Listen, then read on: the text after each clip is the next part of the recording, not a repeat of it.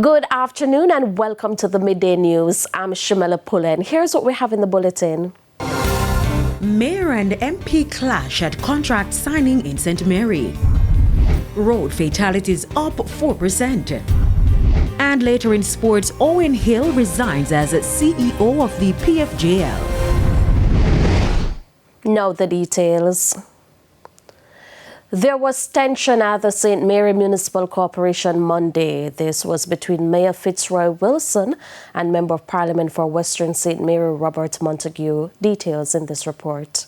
What was supposed to be a smooth contract signing for the rehabilitation of roads for the Gibraltar and Boscobel housing schemes turned into a heated exchange. After the formalities, Mayor of Port Maria Fitzroy Wilson indicated there was no one present to speak on behalf of the residents and attempted to move on. Now the housing schemes are located in Southeast and Western St. Mary. The Member of Parliament for Western St. Mary, Robert Montague, who was present at the function, requested to speak but was refused. Morning.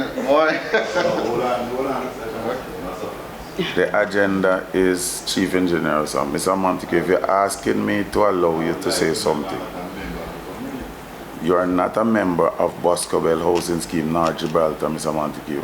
As one of the persons who would have spearheaded the thing, if you're asking to give the opportunity to speak or to say something, then please do so, sir. You would have elected persons that you said are the spokespersons for this community. I'm not here, so I would like to. Right, so if that is the case, you make a request. Because you and I know that you are not a member of Boscobel Housing Scheme. Following remarks by the Chief Engineer of the Municipal Corporation, Mr. Montague again requested to speak and even offered to do the vote of thanks when this happened. Is if you are here and we understand the process.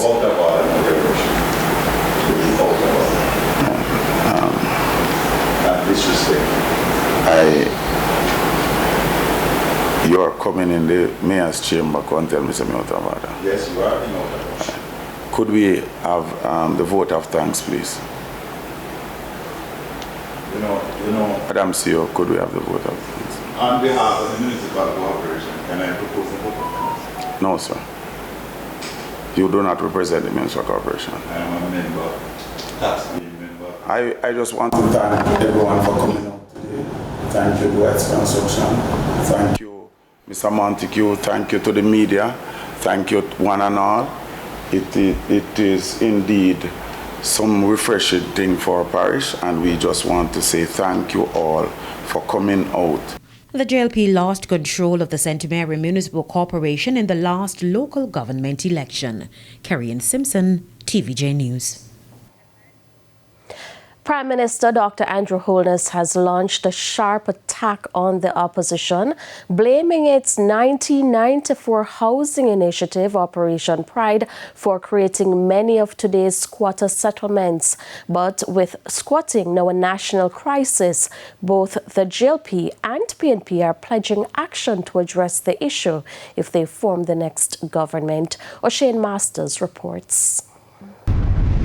Prime Minister Andrew Holness has blasted the opposition for its handling of Operation Pride, the housing initiative launched in 1994. Speaking on the campaign trail, Dr. Holness argued that the program, which was intended to expand access to housing, instead encouraged widespread squatting and left behind poorly planned communities without adequate infrastructure. He accused the opposition of planting the seeds of chaos by failing to ensure proper regulation and long-term development. The objective of Operation Pride is something that I agree with.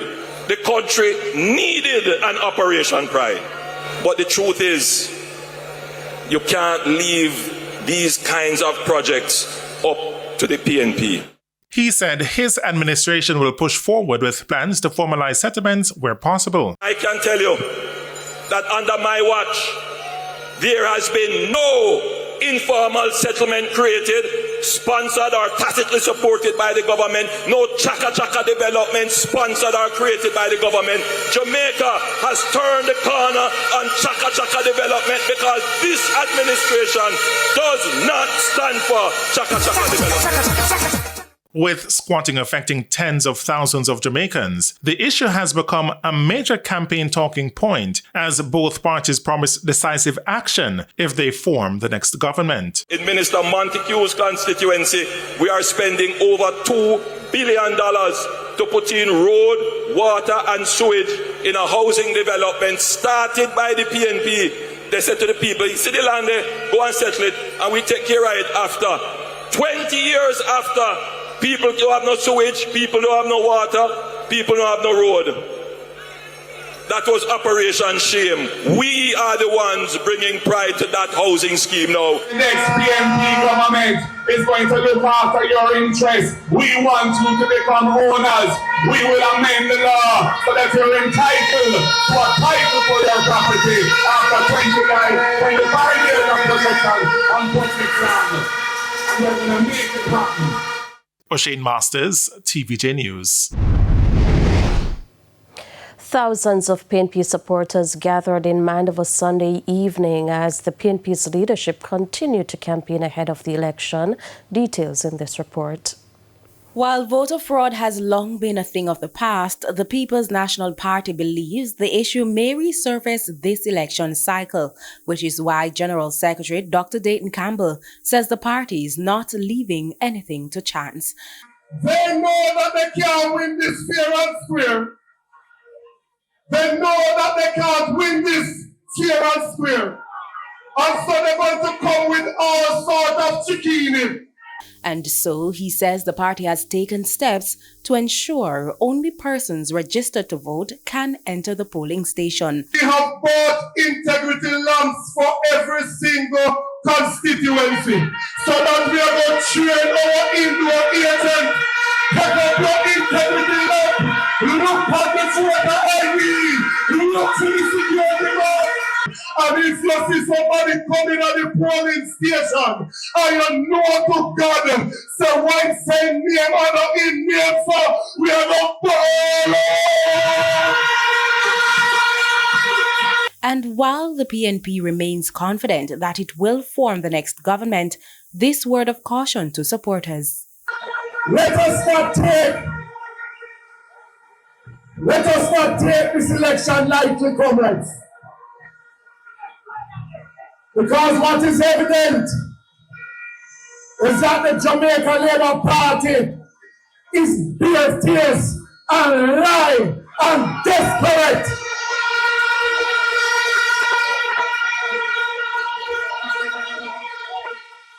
We have a responsibility to save Jamaica from this desperate Jamaica Labour Party. Sandy Williams, TVJ News. Now, the Electoral Office of Jamaica has said that with the current systems now in place, there's been a significant reduction in incidents of fraud at polling stations. It says in recent years, there have been no reports of fraudulent activities. This is due in part to better trained staff and the use of technology to verify voters. The Jamaica Council for People with Disabilities says it is deeply disappointed at the absence of a sign language interpreter at Saturday's political debate. Whatever the reasoning, there are enough sign language interpreters to have facilitated that debate. And so we are anticipating that tonight and Thursday that there will be sign language interpretation. The deaf population is about 75,000 people. That could make a great difference in an election. So I just want our people to understand that. And so we need to allow for their hearing, participating in national conversations of this nature so that they can be part of public life. Amid complaints about the state of affairs in Manor Park, St. Andrew, residents and vendors are being assured that plans are afoot to address the issues. Details in this report. Manor Park, St. Andrew is no stranger to high-end living. In fact, it's considered a gateway to some of the most upscale communities in St. Andrew. However, this bus park at the Manor Park roundabout tells a different story, and vendors are calling for help. Give us a chance to get proper water, bathroom, and space where vendors then can come. But vendors are not the only ones with complaints. Commuters are also affected. Bus stop is that fleety at this moment. So even when the rainfall is over by us, most of the commuters have come and take shelter. But it appears change is coming.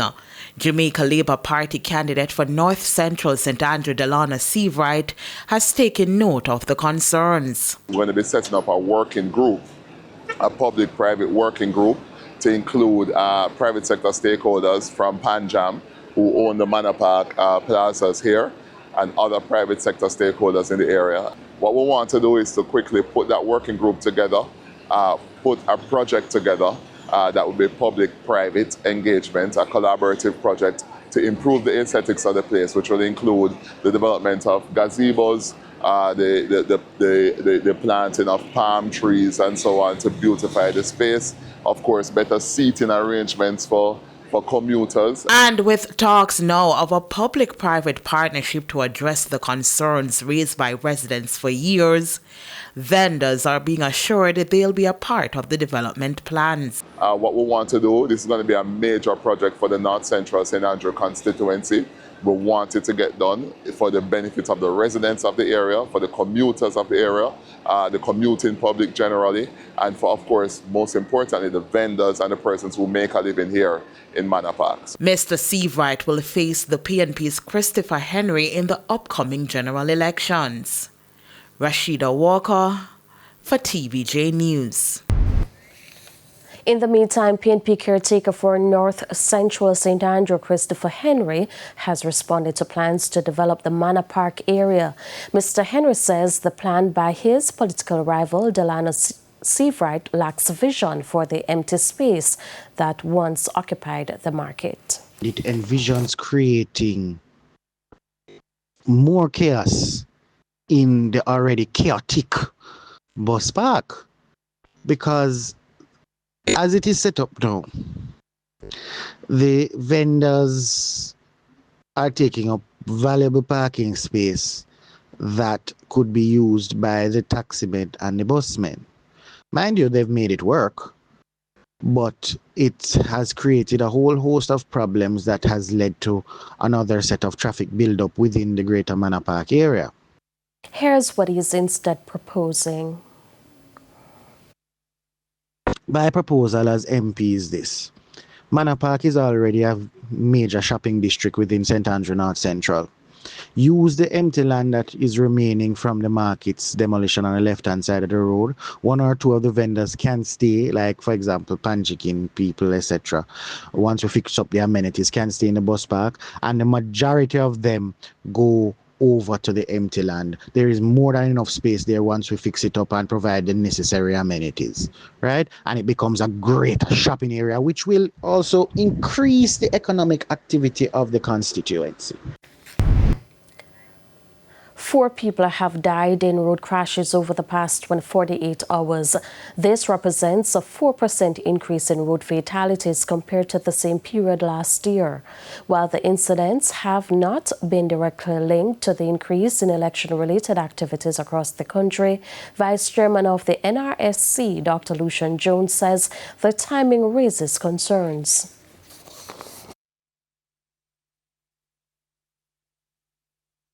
We are in a heightened period of tremendous activity on the roads because of the elections.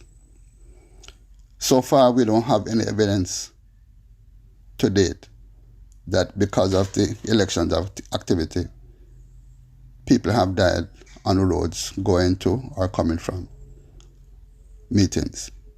But we have been tracking over the years the 14-day period before a national elections. And so far, the biggest number we've had who have died is a total of 8. We have exceeded this number so far. It's time for a break. Stay with us. More stories when we return. Welcome back to the Midday News. It's now time for the Business Minute. Medical Disposables and Supplies MDS has narrowed its net loss for the year ending March 31, 2025, as higher revenues and stronger gross profit helped cushion the impact of rising operating expenses and increased impairment charges. The company reported a net loss of $281 million compared to $316 million a year earlier. Revenues rose 5% to $3.88 billion, driven by steady demand in both its pharmaceutical and medical supplies divisions. Two Elon Musk-backed companies X and xAI have filed a lawsuit in the U.S. against Apple and OpenAI, accusing them of illegally colluding to stifle potential competitors. The case challenges Apple's move to embed OpenAI's chatbot into its smartphone operating systems, an exclusive arrangement the plaintiffs argue breaches competition law. The filing follows through on Musk's earlier warning this month when he claimed Apple was giving OpenAI preferential treatment in its App Store rankings. For the Business Minute, I'm Shane Masters. Thank you, O'Shane. It's now time for the top regional and international stories. In the region, Acting Chief Justice Navindra Singh will rule later this week on a case by Forward Guyana Movement challenging the exclusion of approved parties from ballots ahead of the September 1 elections. The hearing was pushed Tuesday after the applicant's lawyers sought more time to review defense submissions. Observers from the EU, OAS, and Carter Center attended. The case filed by Crystal Adassa Fisher against GCOM now also names the Attorney General's office. The Attorney General said he will rely on GCOM's arguments, noting the issue is one of law and interpretation and not evidence. On the international scene, Israel's Security Cabinet will meet Tuesday afternoon as protests intensify for a ceasefire and the release of hostages in Gaza. The cabinet is expected to discuss an assault on Gaza City. It remains unclear whether members will address Hamas's acceptance of a 60-day ceasefire plan proposed by mediators more than a week ago. Prime Minister Benjamin Netanyahu has so far ignored the proposal, insisting he will only accept a comprehensive deal on Israel's terms. About 50 hostages remain in Gaza, with 20 believed alive. And those are the top regional and international stories. I'm Carrie Simpson. We head to a quick break. When we come back, we'll have your midday sports reports.